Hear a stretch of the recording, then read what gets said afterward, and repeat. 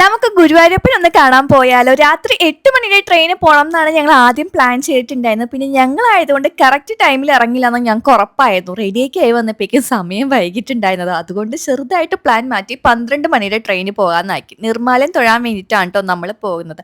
അങ്ങനെ നേരെ വീട്ടിൽ നിന്ന് ഒരു ഊബറും വിളിച്ച് നമ്മൾ ആലുവ റെയിൽവേ സ്റ്റേഷനിൽ എത്തിട്ടോ. നമ്മൾ എത്തി കുറച്ച് കഴിഞ്ഞപ്പോഴേക്കും ട്രെയിൻ വന്നിട്ടുണ്ടായിരുന്നു. ഒരു 2 മണിയായപ്പോഴേക്കും നമ്മൾ ഗുരുവായൂർ റെയിൽവേ സ്റ്റേഷൻ എത്തിയിട്ടുണ്ടായിരുന്നു. അവിടെ നിന്ന് നേരെ നമ്മൾ അമ്പലത്തിലേക്ക് നടന്നിട്ടോ. നല്ല തിരക്കുണ്ടായിരുന്നു. അതുകൊണ്ട് വേഗം തന്നെ നമ്മൾ ക്ലോക്ക് റൂമിൽ പോയിട്ട് ഫോണും ബാഗൊക്കെ വെച്ചിട്ട് നേരെ അങ്ങ് പോയിട്ട് ക്യൂവിൽ നിന്നിട്ടോ. ഇപ്പൊ കുറച്ചധികം നാളായിട്ട് ഞാൻ നിർമ്മാലയം തൊഴാനാണ് വരുന്നത്. ഗുരുവായൂർ എപ്പോൾ വന്നാലും നമുക്കൊരു പോസിറ്റീവ് എനർജിയാണ്. കുറച്ചേരം അവിടെ ഇരുന്നാൽ തന്നെ മനസ്സിന് ഭയങ്കര അധികം സമാധാനമാണ് കിട്ടുന്നത്.